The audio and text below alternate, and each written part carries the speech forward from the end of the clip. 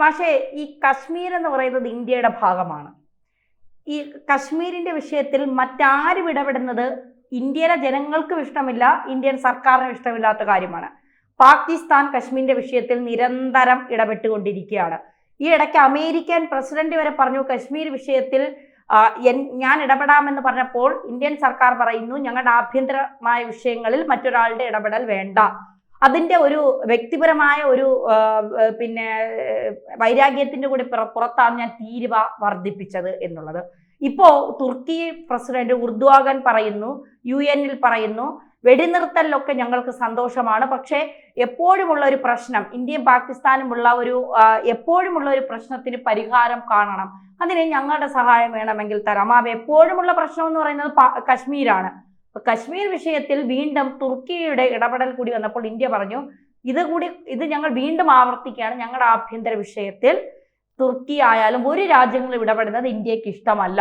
എന്തിനാണ് കശ്മീരിനെ കണ്ട് ഈ ലോകരാജ്യങ്ങൾ ഭയപ്പെടുന്നത്? ഇന്ത്യക്ക് സ്വാതന്ത്ര്യം കിട്ടിയ അന്ന് മുതൽ ആരംഭിച്ച ഒരു ഇടപെടലാണത് എന്ന് നമ്മൾ തിരിച്ചറിയേണ്ടതാണ്. ഒരു കാരണവശാലും ഇന്ത്യ അത് അംഗീകരിച്ചു കൊടുക്കാൻ പാടില്ലാത്തതായ വിഷയമാണ്. അത് ആഭ്യന്തര വിഷയമാണെന്ന് പോലും പറയേണ്ട ആവശ്യമില്ല. കാശ്മീരിനെ കുറിച്ച് നിങ്ങൾ എന്തിനാണ് സംസാരിക്കുന്നത് എന്ന് ഇവരോട് ചോദിക്കേണ്ട ഒരു സ്ഥിതിയിലേക്ക് കാര്യങ്ങൾ എത്തിക്കൊണ്ടിരിക്കുകയാണ്. ഇപ്പോൾ ലോകരാഷ്ട്രങ്ങൾ യുണൈറ്റഡ് നേഷൻസ് ഓർഗനൈസേഷനിൻ്റെ വേദികളിൽ ഈ വിഷയം വീണ്ടും വീണ്ടും അവതരിപ്പിക്കുന്നത് ഇന്ത്യക്ക് അനുകൂലമായിട്ടുള്ള നിലപാട് പ്രകടമാക്കാനല്ല, ഇന്ത്യ വിരുദ്ധ നിലപാട് പ്രകടമാക്കാൻ വേണ്ടി. ഇപ്പോൾ തുർക്കിയുടെ പ്രസിഡന്റ് എർദോഗനാണ് അത് കൊട്ടിഘോഷിച്ച് കൊണ്ടുവന്നിരിക്കുന്നത്. വെടിനിർത്തൽ ഇഷ്ടമാണ്, സമാധാനം ഇഷ്ടമാണ്, കൊള്ളാം, പക്ഷേ ഇന്ത്യ ഇഷ്ടമല്ല.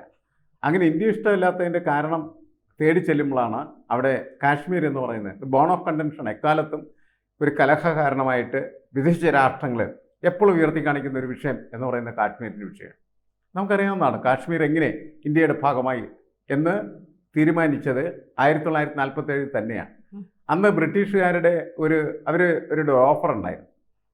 ഇന്ത്യയിലെ നാട്ടുരാജ്യങ്ങൾക്കെല്ലാം ഒന്നില്ലെങ്കിൽ പാകിസ്ഥാൻ്റെ കൂടെ ചേരാം, അല്ലെങ്കിൽ ഇന്ത്യയുടെ കൂടെ ചേരാം, അല്ലെങ്കിൽ അവർക്ക് സ്വതന്ത്രമായി നിൽക്കാം എന്ന് പറഞ്ഞു. അങ്ങനെ സ്വതന്ത്രമായിട്ട് നിൽക്കാൻ ആഗ്രഹിച്ച 3 നാട്ടുരാജ്യങ്ങളാണ്, ഒന്ന് കാശ്മീർ, മറ്റൊന്ന് ജുനഗഡ്, മറ്റൊന്ന് ഹൈദരാബാദ്. ഇത് നമ്മുടെ ഉരുക്ക് മനുഷ്യൻ പട്ടേൽ പൊളിക്കാൻ തീരുമാനിക്കുകയും അങ്ങനെ ഇവരോട് പറഞ്ഞു നിങ്ങൾ ഇന്ത്യയുടെ ഭാഗമാകുക, അല്ലെങ്കിൽ ഞങ്ങൾ ഇന്ത്യയുടെ ഭാഗമാക്കും എന്ന് പറഞ്ഞു. പക്ഷേ കാശ്മീരിലും അത് ജുനഗഡിലും അങ്ങനെ ഇന്ത്യക്കൊരു സമ്മർദ്ദം പോലും ചെലുത്തേണ്ടതുണ്ടായിരുന്നില്ല. അവർ ഇന്ത്യയുടെ ഭാഗമാകാൻ തയ്യാറായി. എന്നാൽ ഹൈദരാബാദ് അങ്ങനെയല്ല. ഹൈദരാബാദിലെ നിസാം അദ്ദേഹം ഇങ്ങനെ ഒറ്റയ്ക്ക് തന്നെ നിൽക്കണം എന്നൊക്കെ പറഞ്ഞു. ഇന്ത്യൻ പട്ടാളം മാർച്ച് ചെയ്തതോടുകൂടിയാണ് ആ അധ്യായം അവസാനിച്ചത്. പക്ഷെ അങ്ങനെ ഒരു സമ്മർദ്ദം പോലും ഇല്ലാതെ ഇന്ത്യയുടെ ഭാഗമായ ഒരു പ്രദേശമാണ് കാശ്മീർ എന്ന് പറയും. അങ്ങനെ ഇന്ത്യയുടെ ഭാഗമായ കാശ്മീരിനെ കുറിച്ച് എന്തിനാണ് ഇപ്പോഴും വീണ്ടും വീണ്ടും ആളുകൾ അത് ഒരു കലഹപ്രദേശമാണെന്ന് പറഞ്ഞുകൊണ്ടിരിക്കുന്നത്? ഒരർത്ഥമില്ലാത്തൊരു കാര്യമാണ്. ഇന്ത്യ വിരുദ്ധമായ പ്രസ്താവനകൾ മാത്രമായിട്ടാണ് നമ്മളതിനെ കണക്കാക്കുന്നത്. എർദോഗൻ പറഞ്ഞാലും അതേപോലെ തന്നെ അമേരിക്കയുടെ പലതര പ്രതിനിധികൾ, പിന്നെ അമേരിക്കൻ പ്രസിഡന്റ് ഡൊണാൾഡ് ട്രംപ് പോലും ആ വിഷയത്തിൽ ഇടപെടുന്നത് തെറ്റായ രീതിയിലാണ്. അത് അവസാനിപ്പിക്കേണ്ട അധ്യായം. ഒരിക്കലും ഇന്ത്യയുടെ ഭാഗമായ ഇന്ത്യയായിരിക്കുന്ന ഈ സ്ഥലത്തെക്കുറിച്ച് മറ്റുള്ള ആളുകൾ അല്ലെങ്കിൽ എതിർകക്ഷികളോ അല്ലെങ്കിൽ മറ്റു രാഷ്ട്രങ്ങളോ ഇങ്ങനെ സംസാരിക്കാനായിട്ട് ഇന്ത്യ അനുവദിക്കാൻ പാടില്ല എന്നുള്ള അഭിപ്രായമാണ് എനിക്കുള്ളത്. കാരണം അതിൻ്റെ കാലം കഴിഞ്ഞു, അതൊക്കെ അവസാനിച്ചു. ഇന്ത്യയുടെ ഭാഗമായി മാറിയ കാശ്മീരിൽ ഇപ്പോഴും ചില പ്രശ്നങ്ങൾ ഉണ്ടാക്കുന്നത് ഇന്ത്യ വിരുദ്ധരായിട്ടുള്ള ആളുകളാണ്. പ്രത്യേകിച്ച് പാകിസ്ഥാൻ ട്രെയിൻ ചെയ്ത് അയക്കുന്നതായിട്ടുള്ള തീവ്രവാദികൾ തന്നെയാണ് പ്രശ്നങ്ങൾ ഉണ്ടാക്കിക്കൊണ്ടിരിക്കുന്നത്. അവിടുത്തെ ജനങ്ങളെ സംബന്ധിച്ചിടത്തോളം ആ തീവ്രവാദികൾക്കൊപ്പം നിൽക്കാൻ ഒരു കാരണവശാലും താല്പര്യമില്ല. പഹൽഗാം ആക്രമണ കാലത്ത് നമ്മൾ കണ്ടതാണ്. ജീവൻ പോലും വെടിഞ്ഞുകൊണ്ട് ചിലരെന്ത് ചെയ്തു, ഇന്ത്യയിലെ ടൂറിസ്റ്റുകളെ മാറോട് ചേർത്ത് പിടിച്ചു, അല്ലെങ്കിൽ അവരെ രക്ഷിച്ചു എന്നുള്ളതാണ്.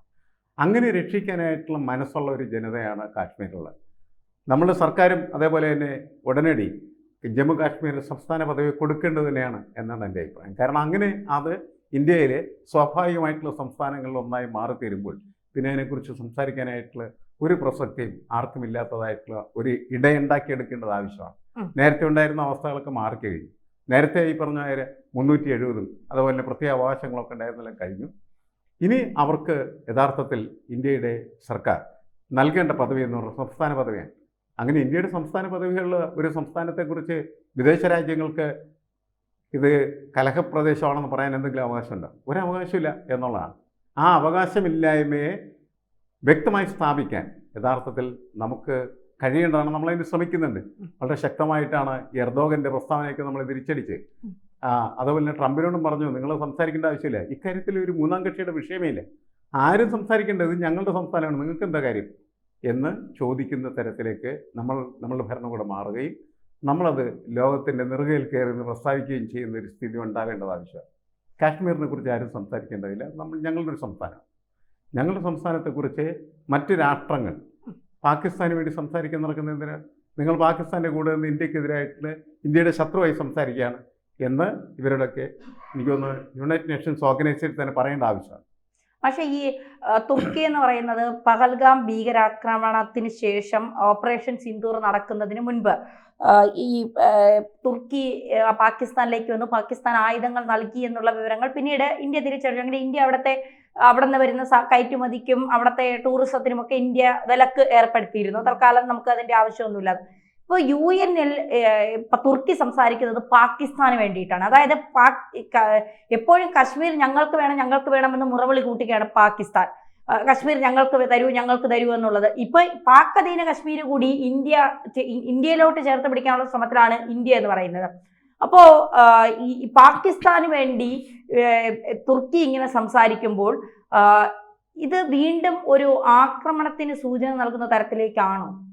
ആക്രമണത്തിനുള്ള സൂചന അതിനകത്തുണ്ടെന്ന് നമ്മൾ കരുതേണ്ടതില്ല. പക്ഷേ ഇന്ത്യയും പാകിസ്ഥാനും തമ്മിൽ നടക്കുന്ന തർക്കത്തിൻ്റെ കേന്ദ്രബിന്ദു കാശ്മീരാണ് എന്ന് സ്ഥാപിച്ചെടുക്കലാണ് ഇവരുടെ ജോലി. അങ്ങനെ സിദ്ധാന്തപരമായിട്ട് ഒരു സൈദ്ധാന്തിക പ്രഖ്യാപനമാണല്ലോ ശരിക്കും. സിദ്ധാന്തപരമായിട്ട് ഇന്ത്യയാണ് ഇതിനകത്ത് തെറ്റുകാരെന്ന് സ്ഥാപിച്ചെടുക്കാനുള്ള ശ്രമമാണ്. അത് അനുവദിക്കപ്പെടാൻ പാടില്ലാത്ത ഒരു കാര്യമാണ് പല കാരണങ്ങൾ കൊണ്ടും. ഇനി അതൊരിക്കലും അങ്ങനെ സംസാരിക്കാനായിട്ട് ആരെയും അനുവദിക്കരുത്. അനുവദിക്കുന്നത് ശരിയല്ല. യുണൈറ്റഡ് നേഷൻസ് ഓർഗനൈസേഷനിൽ സംസാരിക്കുമ്പോൾ അവരോട് കൃത്യമായിട്ട് പറയണ്ട, നിങ്ങളിങ്ങനെ സംസാരിച്ചു കഴിഞ്ഞാൽ നിങ്ങൾ പാകിസ്ഥാനൊപ്പം നിന്ന് ഞങ്ങൾക്കെതിരെ സംസാരിക്കുന്നതായിട്ട് ഞങ്ങൾക്ക് കണക്കാക്കേണ്ടി വരും. നിങ്ങളെ ഞങ്ങളുടെ ശത്രുവായിട്ട് ഞങ്ങൾക്ക് വിലയിരുത്തേണ്ടതായിട്ട് വരും. ഒരു ശത്രുവിനോട് സമീപിക്കുന്ന പോലെ മേലാൽ ഞങ്ങൾക്ക് തുർക്കിയോട് സംസാരിക്കേണ്ടി വരും എന്ന് പറഞ്ഞാൽ അതിന് ചില മാറ്റങ്ങൾ ഉണ്ടാകും എന്ന് തന്നെയാണ് ഞാൻ കണക്കാക്കുന്നത്. അങ്ങനത്തെ രീതിയിലേക്ക് മാറേണ്ടത്. കുറേം കൂടിയൊക്കെ മര്യാദയോടുകൂടി നിൽക്കുന്നതിൻ്റെ പേരിലാണ് ഇന്ത്യ അങ്ങനെയുള്ള സമീപനം എടുക്കാത്തത് എന്നാണ് എനിക്ക് തോന്നുന്നത്. കാശ്മീരിനെ കുറിച്ച് ആര് സംസാരിച്ചാലും അവരോട് അങ്ങനെയുള്ളൊരു സമീപനം എടുക്കേണ്ട ഒരു ആവശ്യം നയതന്ത്രപരമായിട്ട് ഇപ്പോൾ ഉണ്ടെന്നാണ് ഇതെല്ലാം നൽകുന്ന സൂചന എന്നാണ് എനിക്ക് തോന്നുന്നത്. ഈ എന്തുകൊണ്ടാണ് കശ്മീരിന് സംസ്ഥാന പദവി നൽകാൻ സർക്കാർ മടിക്കുന്നത്? അല്ല, അതിനവർ പല സാങ്കേതിക പ്രശ്നങ്ങളൊക്കെ പറയുന്നതാണ്. സമയം അല്ലേ, സുപ്രീം കോടതി തന്നെ പറഞ്ഞിട്ടുണ്ട് ഇന്ന സമയത്തിനുള്ളിൽ അവർക്ക് സംസ്ഥാന പദവി നൽകണം എന്നുള്ളത്. അതൊക്കെ അതിൻ്റെ ഇന്റേണൽ പൊളിറ്റിക്സാണ്. ഇന്റേണൽ പൊളിറ്റിക്സിൽ ചിലപ്പോൾ നമ്മൾ BJP എതിർക്കും, BJP ചെയ്യുന്നത് ശരിയല്ല എന്ന് പറയും. ഇന്റേണൽ പൊളിറ്റിക്സും എക്സ്റ്റേണൽ പൊളിറ്റിക്സും രണ്ടായിട്ട് നമ്മൾ കണ്ടുകൊണ്ടിരിക്കും. ഒരു വിദേശ വിഷയം വരുന്ന സമയത്ത് നമ്മൾ ഈ വിഷയത്തിനകത്തുള്ള നമ്മൾ തന്നെ ചില അഭിപ്രായ വ്യത്യാസങ്ങൾ നമ്മൾ എന്ത് ചെയ്യും, മൂടി വെച്ചിട്ടോ മറച്ചു വെച്ചിട്ടോ ആയിരിക്കും നമ്മൾ എന്ത് ചെയ്യുന്നത്, സംസാരിക്കേണ്ടത്. അതാണ് ശരി. കാരണം രണ്ടും രണ്ട് വിഷയമാണ്. ഒരു എക്സ്റ്റേണൽ പോളിസിയുമായിട്ട് ബന്ധപ്പെട്ട കാര്യത്തിൽ നമ്മൾ എടുക്കേണ്ടതായിട്ടുള്ള നിലപാടുണ്ട്. ഇന്റേണൽ ഇഷ്യൂസിൽ നമുക്ക് നമ്മളുടെ അഭിപ്രായം പറയാം, വ്യത്യസ്തമായിട്ടുള്ള അഭിപ്രായം. BJP സർക്കാരിന് വിരുദ്ധമായിട്ടുള്ള അഭിപ്രായം നമ്മൾ പറയും, നമ്മളതിനെ എതിർക്കും. എൻ്റെ ശക്തമായിട്ടുള്ള അഭിപ്രായം അടിയന്തരമായിട്ട് അവർക്ക് സംസ്ഥാന പദവി നൽകണം എന്ന് തന്നെയാണ്.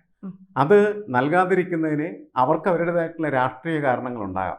പക്ഷേ ആ രാഷ്ട്രീയ കാരണങ്ങളെയൊക്കെ മറികടന്ന് ദേശത്തിൻ്റെ വളരെ ശക്തമായ തീവ്രമായിട്ടുള്ള ഒരു ദേശവാദ സ്വഭാവം പുലർത്തുന്നതാണ് BJP. അതിൻ്റെ അടിസ്ഥാനമെങ്കിലും അവരെന്ത് ചെയ്യേണ്ടിയിരിക്കുന്നു, അടിയന്തരമായിട്ട് കാശ്മീരിന് സംസ്ഥാന പദവി നൽകേണ്ടത് ആവശ്യമാണ്. അങ്ങനെ നമ്മുടെ സംസ്ഥാനമാണ്, നമ്മുടെ ഒരു സംസ്ഥാനത്തെക്കുറിച്ച് മറ്റൊരാൾക്ക് ഒരു അഭിപ്രായ വ്യത്യാസം പറയാൻ അവകാശമില്ല എന്നുള്ളതാണ്. ആ അവകാശമില്ലായ്മയിലേക്ക് അത് എത്തിച്ചേർക്കേണ്ട അടിയന്തര ഘട്ടം എത്തിയിരിക്കുന്നു എന്നാണ് എനിക്ക് തോന്നുന്നത്.